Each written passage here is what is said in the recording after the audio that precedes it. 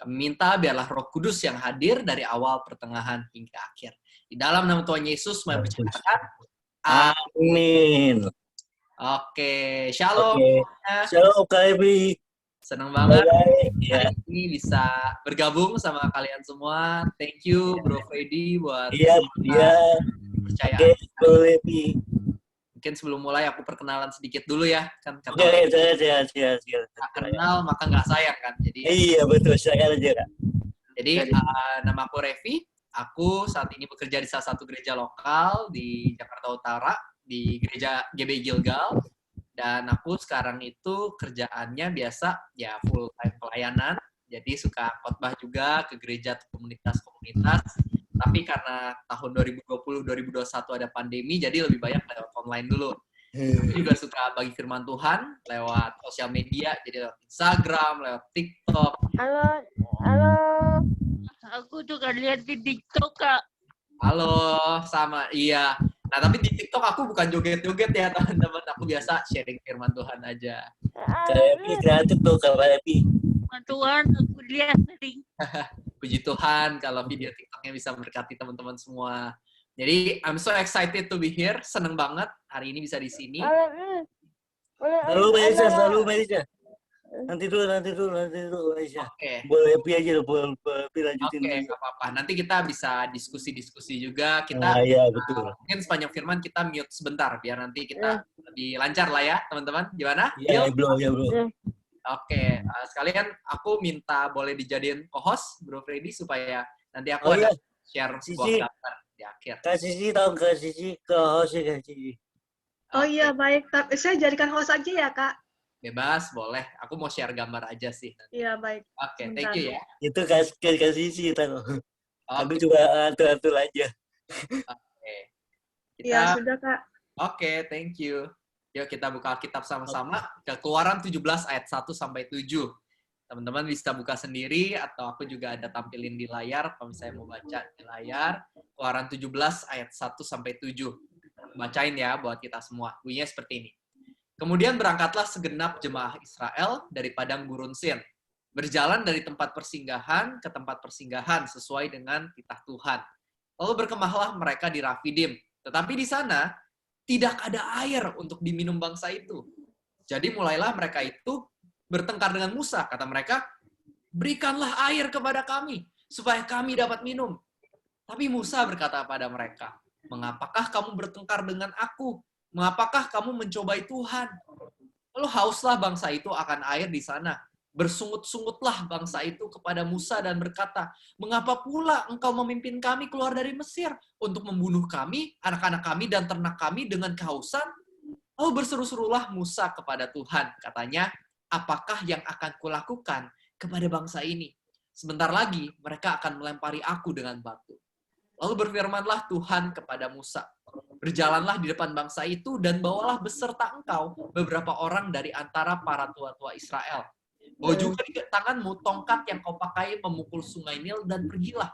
Maka aku akan berdiri di sana, di depanmu, di atas gunung batu di Horeb. Haruslah kau pukul gunung batu itu dan dari dalamnya akan keluar air. Sehingga bangsa itu dapat minum. Demikianlah diperbuat Musa di depan mata tua-tua Israel. Lalu dinamailah tempat itu Masa dan Meriba.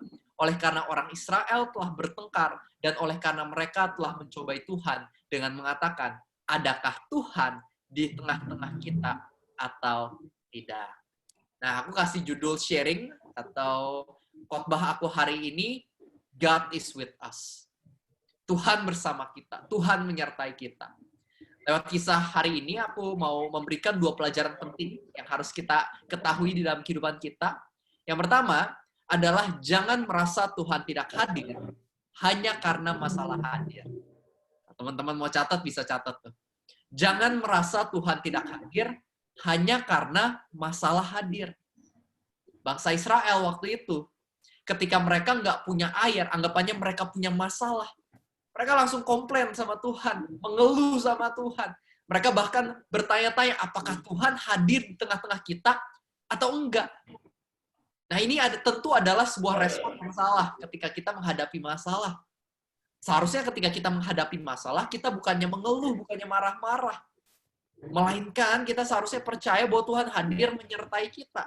Karena sungguhnya teman-teman, setiap dari kita, siapapun kita, dimanapun kita berada, apapun kepercayaan kita, yang namanya manusia, sewaktu-waktu, pasti punya yang namanya masalah. Saya punya masalah, teman-teman punya masalah, Pak Presiden punya masalah, para pengusaha punya masalah, para dokter punya masalah, semua orang di dalam hidup pasti punya yang namanya masalah. Maka itu jangan merasa Tuhan tidak hadir hanya karena masalah hadir. Semua orang punya masalah. Tuhan nggak pernah berjanji hidup bersamanya akan menjadi hidup yang bebas dari masalah. Tuhan nggak pernah berjanji seperti itu. Tapi Tuhan berjanji bahwa Dia akan menyertai kita di dalam kita melewati setiap masalah yang ada. Dan sungguhnya setiap masalah yang Tuhan biarkan terjadi dalam kehidupan kita, percayalah Tuhan pasti punya rencana untuk membentuk kita menjadi pribadi yang semakin kuat. Untuk membentuk kita menjadi pribadi yang semakin baik. Betul, amin sekali. Ya percaya, ketika ada masalah, pasti ada berkat tersembunyi dari Tuhan. Seharusnya ketika masalah terjadi, kita bukannya mengeluh, melainkan kita memberikan respon yang sama seperti Musa. Bangsa Israel waktu itu kehausan, nggak punya air. Artinya, Musa juga kehausan, nggak punya air juga. Tapi Musa bukannya mengeluh, melainkan Musa ambil keputusan buat berdoa sama Tuhan. Bertanya sama Tuhan, apa yang harus aku lakukan? Minta petunjuk sama Tuhan. Ini sama seperti yang dikatakan pada Yakobus 5 ayat 13a. Di mana dikatakan, kalau ada seorang di antara kamu yang menderita, baiklah ia berdoa. Kalau misalnya kita lagi punya masalah, lagi punya tantangan, ada hal-hal yang nggak sesuai ekspektasi, harus yang pertama kali kita lakukan adalah berdoa sama Tuhan. Ceritain kepada Tuhan tentang masalah kita dan minta pertolongan Tuhan. Tuhan kita bukanlah Tuhan yang tuli. Dia adalah Tuhan yang bisa mendengar setiap curahan-curahan hati kita. Tuhan mendengar dan Tuhan mengasihi kita sehingga Dia mau menolong kita. Doa sebenarnya bukanlah kewajiban yang harus kita lakukan buat masuk kerajaan sorga. Enggak. Melainkan doa adalah berkat dari Tuhan supaya kita bisa kenal sama sang pemilik kerajaan sorga. Setiap hubungan butuh komunikasi yang baik.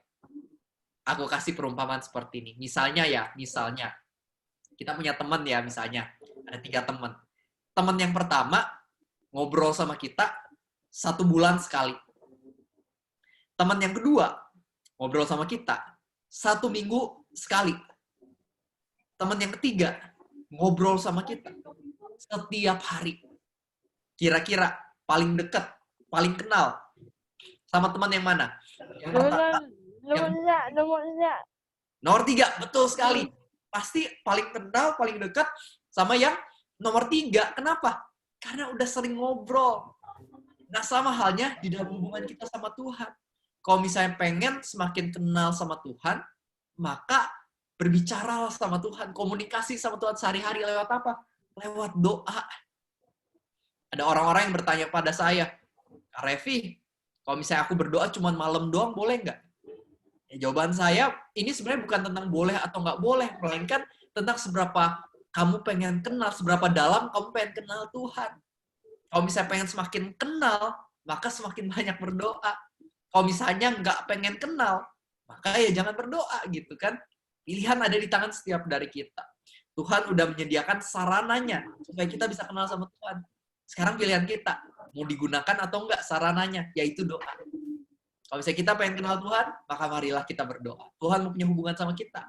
Maka itu, marilah kita juga berdoa sebagai upaya kita buat mengenal Tuhan yang telah membiarkan dirinya dikenal sama kita.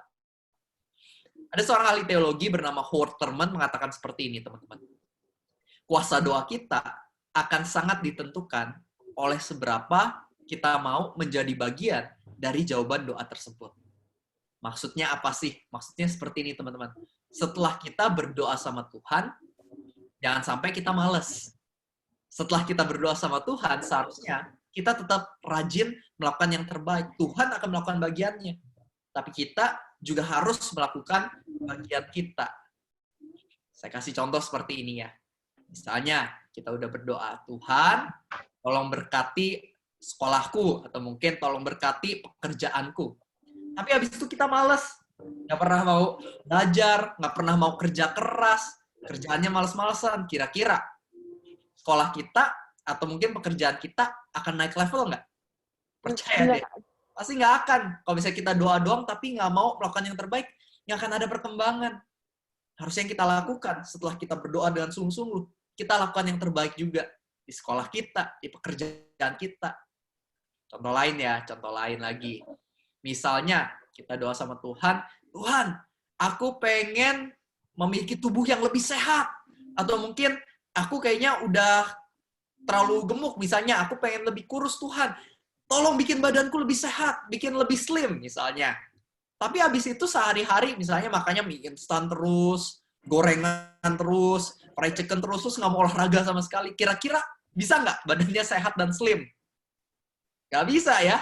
Setelah berdoa, harusnya ya kita juga lakukan bagian kita. Kita olahraga, jaga kesehatan, makan yang lebih sehat.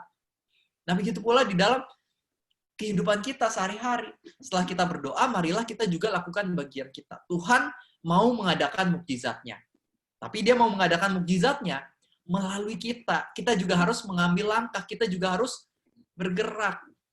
Seperti Musa tadi. Setelah Musa doa sama Tuhan, Tuhan kan kasih arahan. Musa, kamu bawa tongkat kamu. Habis itu bawa beberapa tua-tua, pergi ke depan batu itu, dan pukul batunya, nanti keluar air. Setelah Musa berdoa, dikasih arahan sama Tuhan. Musa punya pilihan, buat taat, buat bergerak, atau diam doang, tidak taat dan tidak bergerak. Musa punya pilihan.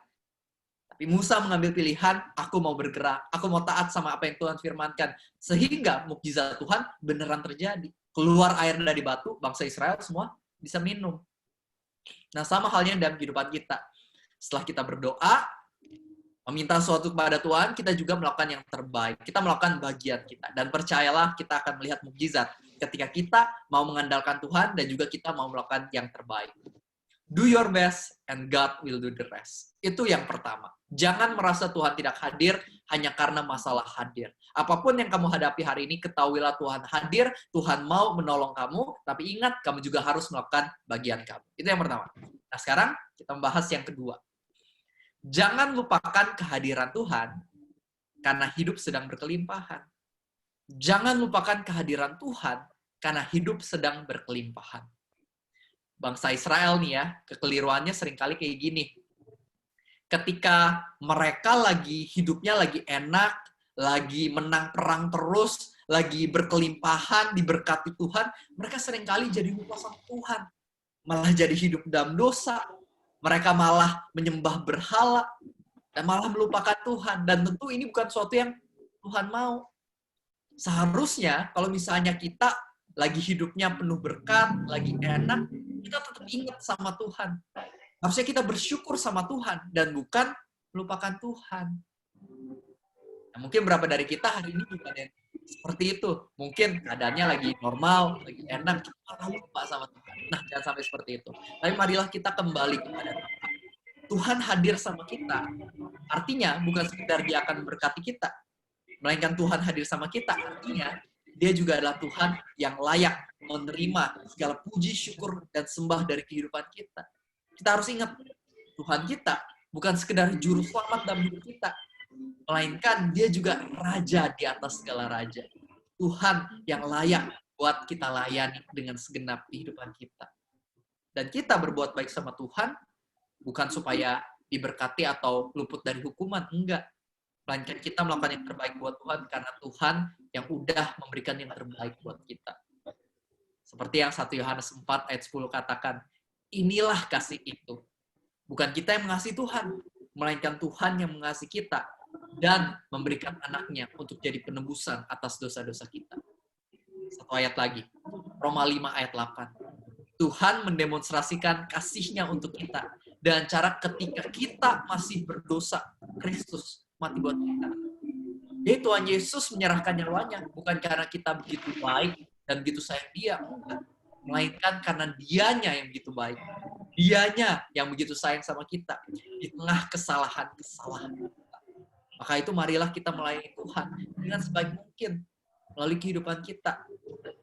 Dan firman Tuhan mengatakan, kita bisa melayani Tuhan dengan cara melayani sesama. Kita bisa melayani Tuhan dengan cara melayani sesama. Contohnya, kalau misalnya di sekitar kita ada anggota keluarga, layanilah keluarga kita, berbuat baik buat keluarga kita. Jangan marah-marah terus, jangan bete-bete, ngambek-ngambek terus. Tapi marilah kita layani keluarga kita. Apa yang bisa aku bantu, aku mau bantu. Kayak gitu. Kalau misalnya sama teman juga, sama teman jangan sampai malah suka ngejek-ngejek, suka gosipin, ngomongin dari belakang. Nah, tentu ini kan bukan sesuatu yang Tuhan mau. Harusnya kita membangun teman kita lewat perkataan kita.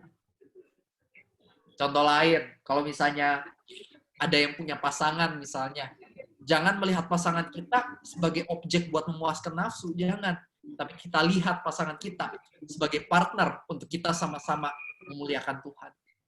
Partner yang kehidupannya mau aku bangun. Kayak gitu, milikilah perspektif yang benar. Di dalam hidup, kalau misalnya kita pengen menyenangkan hati Tuhan dan memuliakan nama Tuhan, kuncinya adalah kita melayani satu sama lain. Karena Tuhan hadir dalam kehidupan kita, maka itu marilah kita melayani Tuhan. Saya akan tutup dengan ayat ini, teman-teman. Ada ayat yang saya suka banget. Di 1 Korintus 10 ayat 4, bunyinya seperti ini. Dan mereka semua minum minuman rohani yang sama. Sebab mereka minum dari batu karang rohani yang mengikuti mereka. Dan batu karang itu ialah Kristus.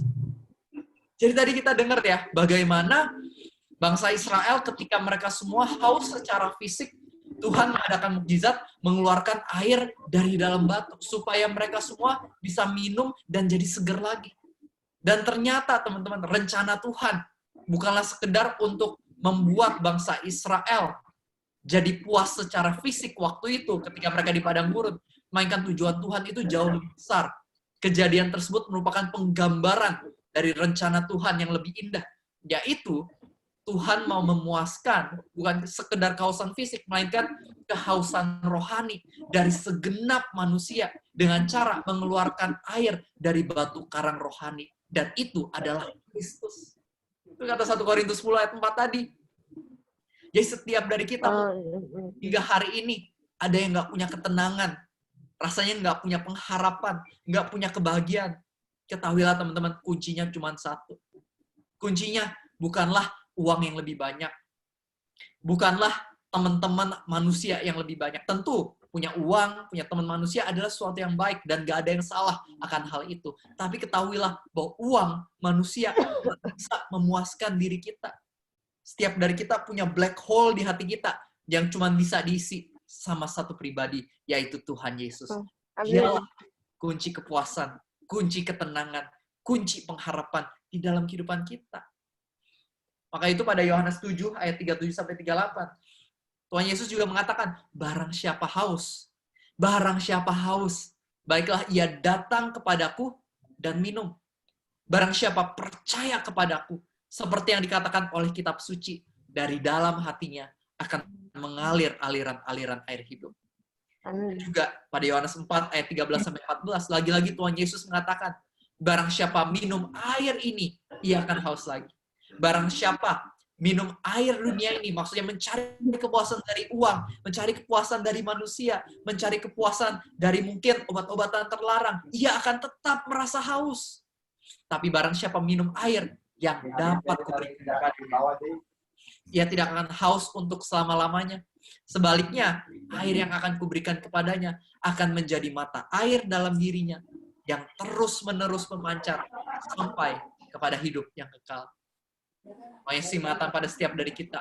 What you need is me. Apa yang kalian butuhkan adalah aku, yaitu Tuhan Yesus. Ketika kita menerima Tuhan Yesus, kita akan punya kepuasan sejati. Dan bahkan lebih dari itu, dikatakan oleh Alkitab, kita bisa mengalirkan aliran-aliran air hidup. Artinya, kita bisa jadi berkat buat sesama. Garam jadi berkat buat kehidupan orang lain. Tujuan Tuhan bukan sekedar untuk memberkati dan menyelamatkan kita, melainkan untuk menjadikan kita saluran berkat dan saluran kesehatan buat yang lain. Ada seorang tokoh yang saya sangat suka, tokoh dunia yang mungkin terkenal, mungkin teman-teman tahu juga. Ada yang tahu ini gambar siapa? Betul. Ada tahu juga ya, ini adalah Nick Vujicic. Sebenarnya ini juga adalah salah satu tokoh yang pertama kali membuat aku penasaran sama Tuhan Yesus. Dulu waktu itu pas zaman aku sekolah, aku masih anak bandel lah anggapannya, anak nakal, belum kenal Tuhan. Tapi aku punya beberapa masalah dalam hidup yang bikin aku jadi ketakutan sama masa depan. Ya aku cari-cari harapan dan singkat cerita aku nonton video motivator dan aku ketemu video dari Nick Vujicic ini. Dan pas aku nonton, wah aku benar-benar terpukau sekali. Kok bisa ya, seorang yang nggak punya tangan, nggak punya kaki, tapi bisa motivasi orang-orang yang punya tangan dan punya kaki, kok bisa? Apa rahasianya? Aku pengen tahu. Jadi aku mulai nonton video-video dia dan aku ketemu sebuah video interview dia cerita. Nick bercerita bagaimana dulu ketika dia masih kecil, dia itu suka dibully sama orang-orang di sekitarnya. Jadi ada orang-orang yang mengatakan, Nick, kamu nggak punya tangan, nggak punya kaki, mau kerja apa nanti? Kamu cuma bakal jadi beban buat orang tua kamu. Nick, kamu nggak punya tangan, nggak punya kaki, siapa yang akan mau menikah dengan kamu? Dan bahkan kalau misalnya kamu punya anak, kalau misalnya kamu nggak punya tangan dan kaki, gimana caranya kamu bisa melindungi anak kamu? Oleh karena perkataan-perkataan negatif ini, Nick jadi kehilangan harapan dalam hidup. Jadi kuasai sama ketakutan. Bahkan akhirnya pada umur 9 atau 10 tahun, Nick berkepikiran buat bunuh diri dan pernah mencoba untuk bunuh diri. Tapi untungnya, oleh karena kasih karunia Tuhan, Nick nggak jadi bunuh diri. Tapi dia tetap nggak punya pengharapan. Hingga suatu hari, di rumahnya Nick membuka Alkitabnya, dan dia membaca sebuah kisah di Yohanes 9. Di mana waktu itu diceritain, Tuhan Yesus dan murid-muridnya sedang berjalan melewati sebuah tempat, dan mereka ketemu sama orang yang terlahir buta.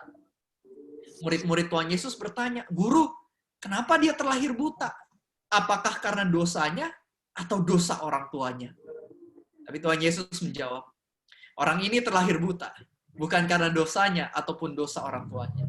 Melainkan dia terlahir buta, agar kemuliaan Tuhan dapat dinyatakan melaluinya.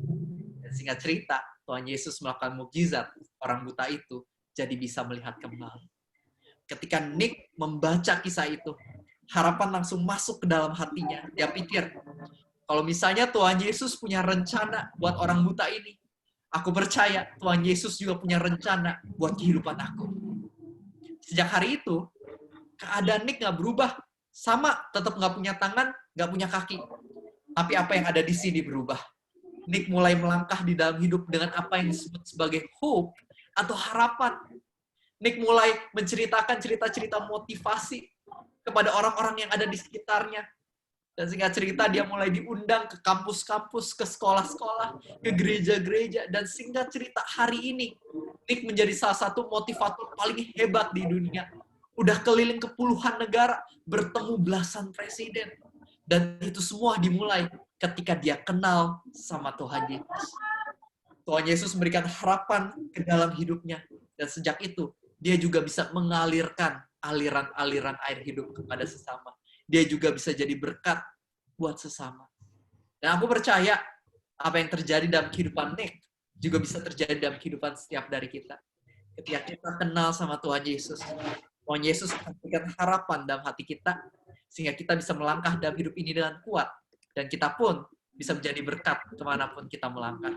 Jadi berkat buat keluarga, teman-teman, bahkan orang-orang yang tidak kita kenal sekalipun. Dan teman-teman, di bulan ini kita baru aja ngerayain Jumat Agung dan Paskah. Tuhan Yesus, Tuhan kita itu sangat amat luar biasa. Kasihnya buat kita sangat luar biasa. Di atas kayu salib itu, kalau bisa teman-teman perhatiin, salah satu kalimat yang diucapkan oleh Tuhan Yesus adalah, aku haus.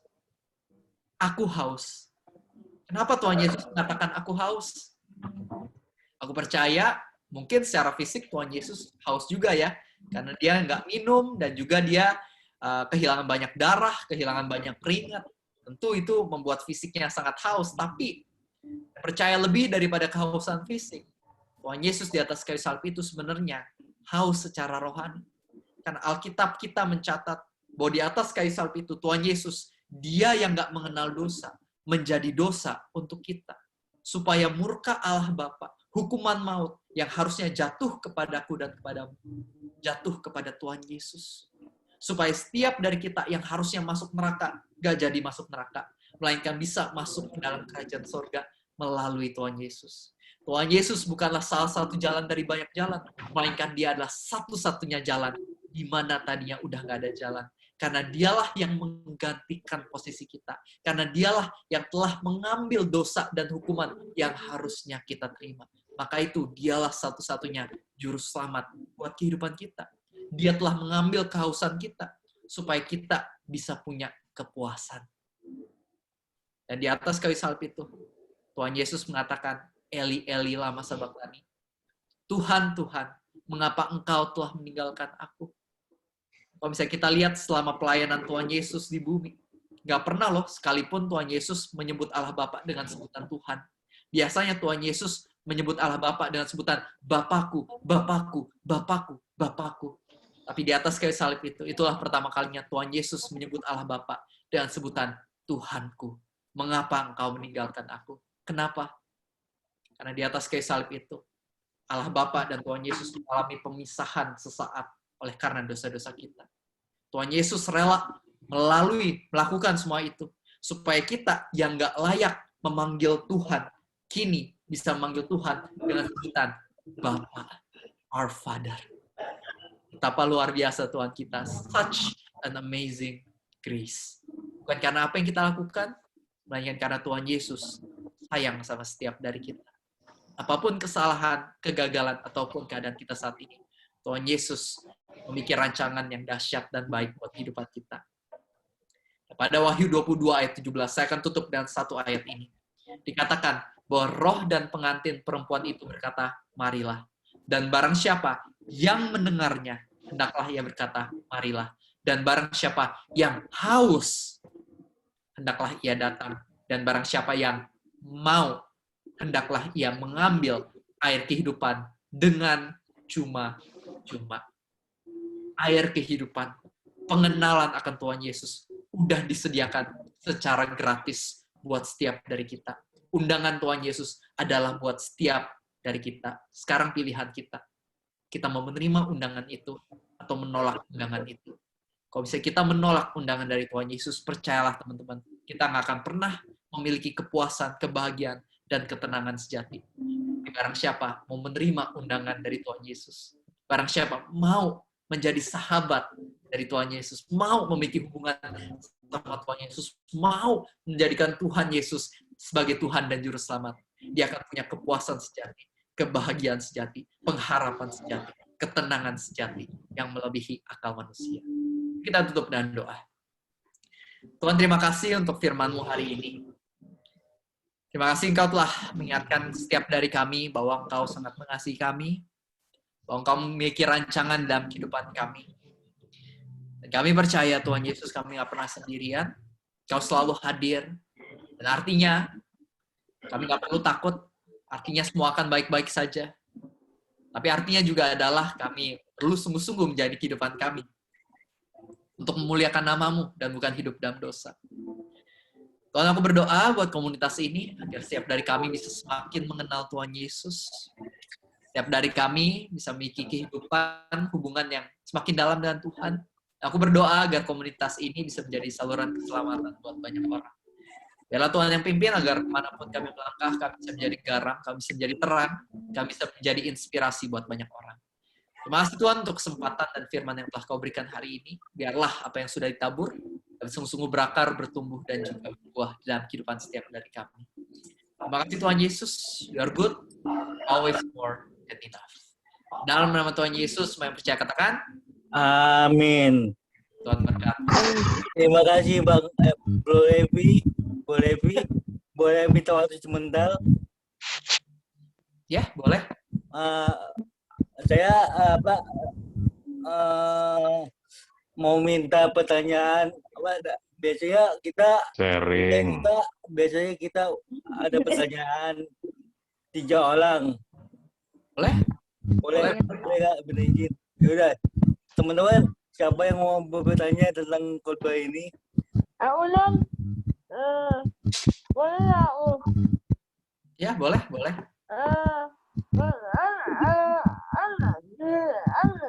Alatnya waktu tadi kan bilang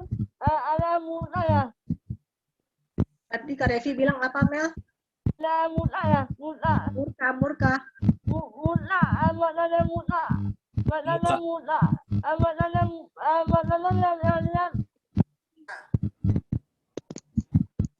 Maknanya lihat. Maknanya lihat. Ngerti, Mel.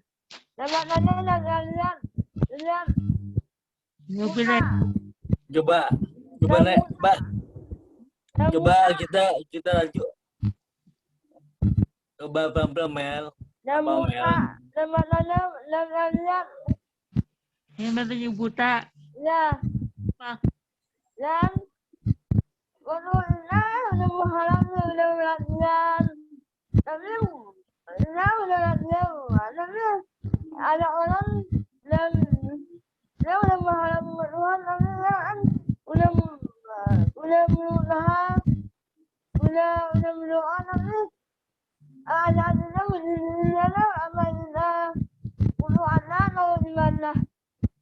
Udah Melisa sudah berdoa dan berusaha, terus kenapa, Mel? Gimana lagi? Harus gimana lagi? Ya. Gimana lagi? Cici, tolong butuh Cici. Halo, udah. Doa puasa Melisa sudah. Terus harus gimana lagi supaya orang bisa melihat gitu loh. Oke. Thank you buat pertanyaannya. Berarti tadi Melisa bertanya udah berdoa dan melakukan yang terbaik ya. Iya, benar ya? Ya.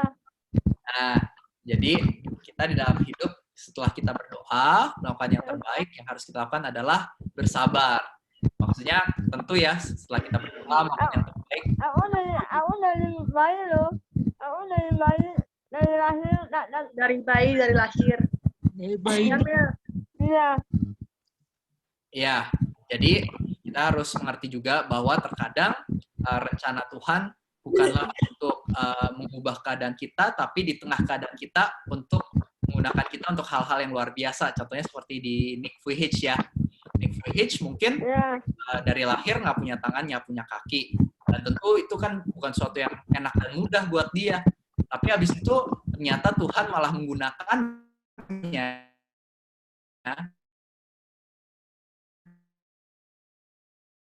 menjadi orang di tengah keadaannya itu.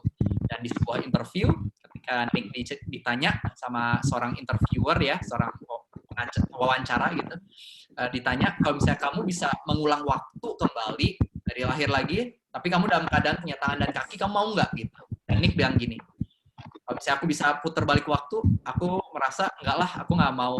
Maksudnya putar balik waktu dan terlahir dalam keadaan yang punya kaki dan tangan. Aku bersyukur dalam keadaanku seperti ini, karena ternyata justru di tengah keadaanku seperti ini, Tuhan bisa menggunakanku untuk jadi berkat yang jauh lebih luar biasa buat banyak orang. Jadi kita harus percaya juga, meskipun keadaan kita nggak sesuai sama ekspektasi kita, Tuhan bisa menggunakan keadaan kita untuk hal yang luar biasa, yang jauh melebihi akal kita. Kuncinya adalah kita terus doa, kita setia lakukan yang terbaik, minta arahan Tuhan, dan saya percaya Tuhan bakal pakai setiap dari kita dengan dahsyat dan luar biasa. Kalau kita mau kenal sama Tuhan, pasti perspektif kita bisa diubah, sehingga di tengah keadaan kita bisa punya ketenangan, punya pengharapan, kita bisa jadi inspirasi buat banyak orang. Ya, udah cukup Mbak Elisha. Udah. Oke. Aku boleh jualan firman Tuhan nggak? Sama boleh jualan firman Tuhan nggak? Boleh jualan. Tukeran firman Tuhan. Iya, boleh nggak? Udah. Tukeran firman Tuhan gimana maksudnya, Mel? Karena aku bisa ada WA. Oh, minta WA-nya. Oh, nanti Mbak Elisha. Ya, Mel. Ya nanti. Nanti Mbak Elisha, nanti diarahkan ya kita. KFI-nya lagi apa? Lagi sibuk-sibuknya ntar aja Kak. Ya. Ntar aja Mbak Elisha. Nanti dua pertanyaan lagi, ayo. Dua pertanyaan lagi. Siapa mau yang mau bertanya? Saya mau tanya deh. Ayo Mbak Cici. Apa sih? Iya. Itu yang orang buta melihat, yang orang buta yang melihat itu, yang dari kecil, orang buta dari kecil itu maksudnya menyatakan kemuliaan Tuhan, menjadi saksi atas kebesaran kasih dan kuasa Tuhan karena udah disembuhkan, atau di tengah keterbatasannya dia menjadi berkat bagi selamanya. Itu aja. Oke, thank you buat pertanyaannya Kak Patricia. Kalau misalnya kita baca kisahnya pada Yohanes 9, yang Tuhan Yesus yang mengatakan bahwa orang buta ini terlahir buta supaya kemuliaan Tuhan dapat dinyatakan melalui kehidupannya. Nah, bisa kita lihat kisahnya di Yohanes 9, pada akhirnya orang-orang yang melihat mujizat orang buta itu jadi bisa melihat. Jadi itu sebagai sebuah kesaksian buat orang-orang melihat kemuliaan Tuhan, bagaimana Tuhan mampu melakukan mujizat. Nah, Kak Patricia kalau misalnya pengen baca kisah fullnya bisa baca di Yohanes 9. Menurut aku bagus banget kisahnya. Aku juga suka sekali. Itu kisah yang aku suka ceritain ke orang-orang juga. Jadi kalau yang orang buta seperti itu kisahnya. Ya, terima kasih. Ya, siapa lagi? Satu lagi pertanyaannya. Satu lagi. Siapa lagi? Saya, Ayo, Bu. ayo bro. Apa bro? Tuh. Selamat malam, Kak Alim. Salam. Ya, saya Chris.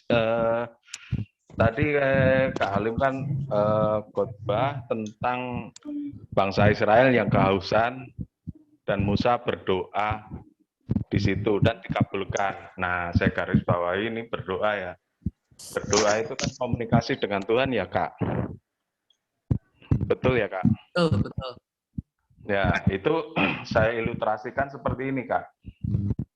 Kita bicara, Kakak diam. Begitu juga Kakak bicara, saya diam. Nah, itu saya artikan seperti ini, Kak. Seperti doa itu, saya minta ini berdoa. Terus, untuk mendengarkan Bapak itu berkata tuh lewat gimana, Kak?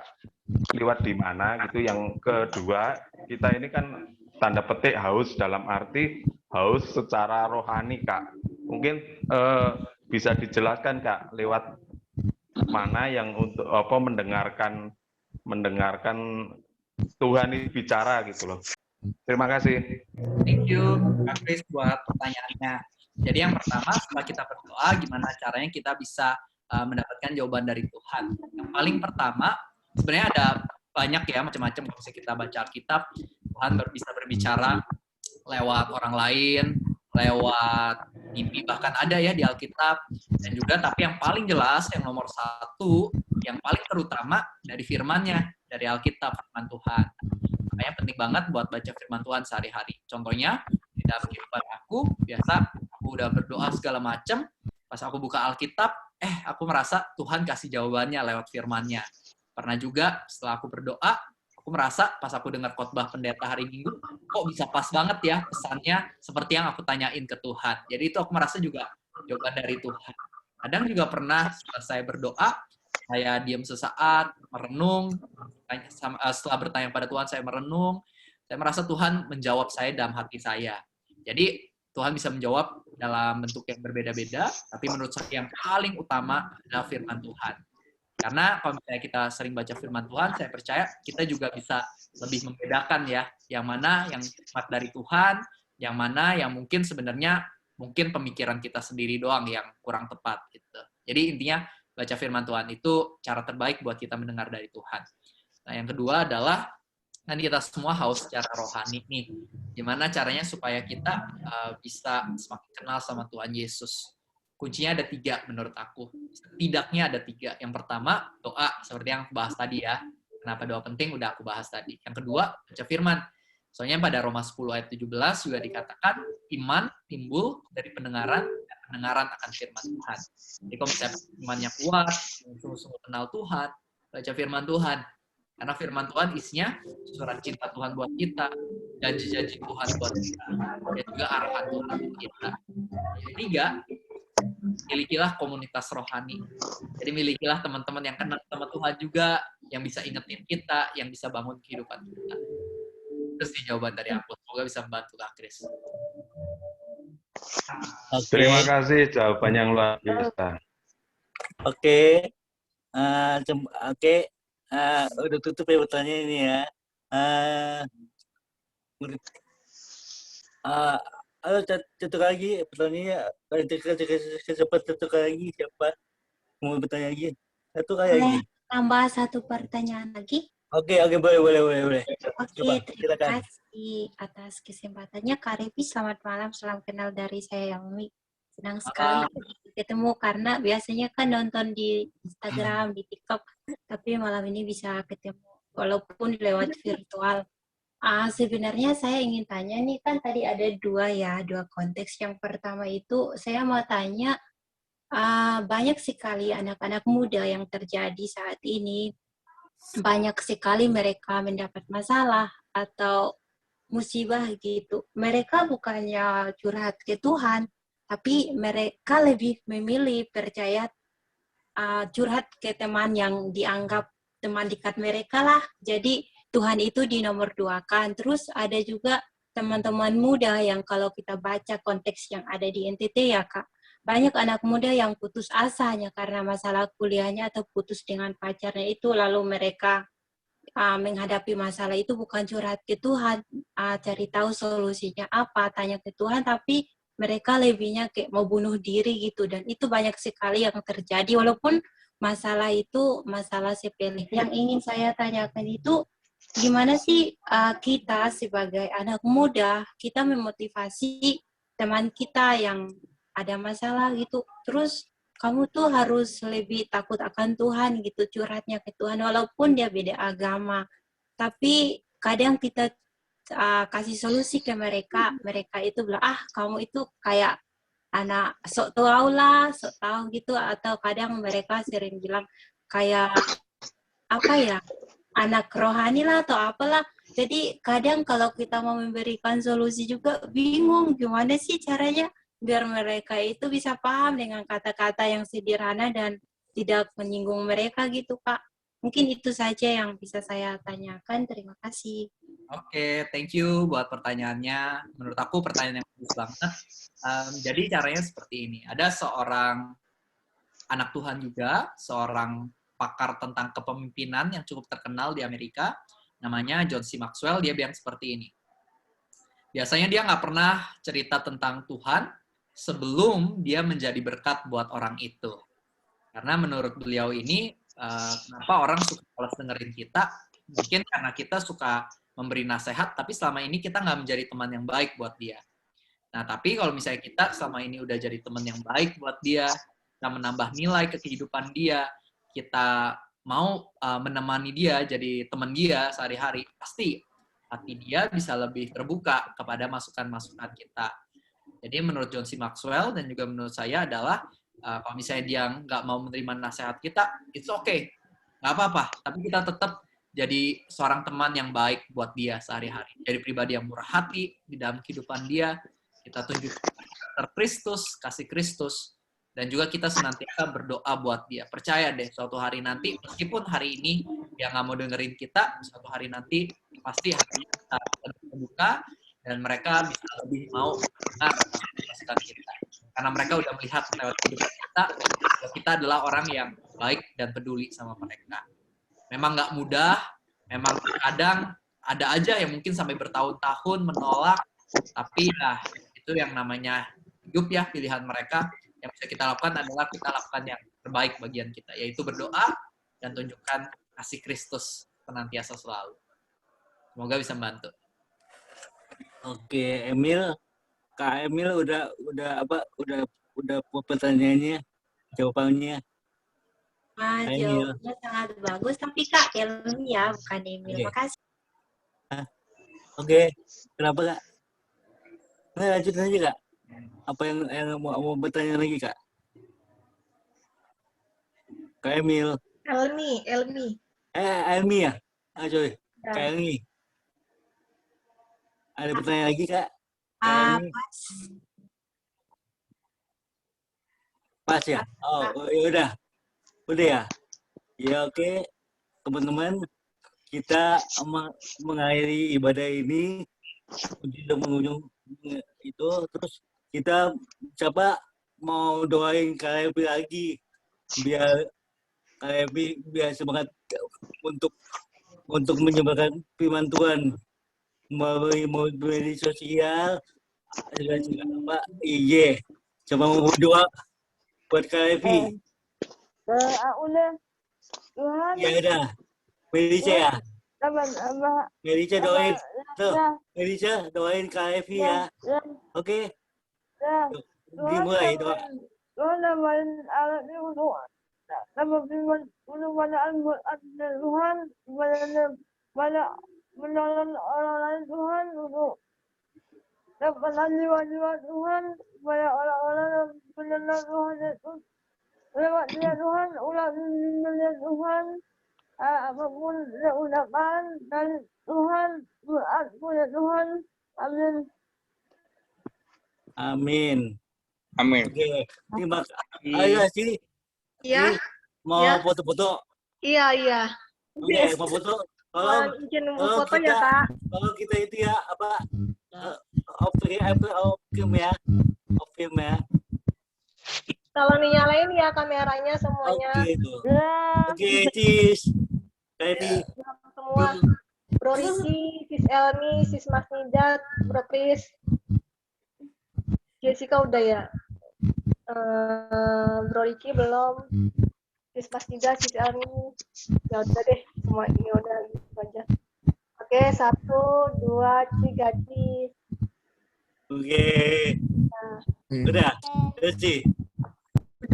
Udah, oke. Oke, kalau Bro Levi sama Berisha, terima kasih nih. Mengganggu aku sebentar. Makasih ya, Kak Levi.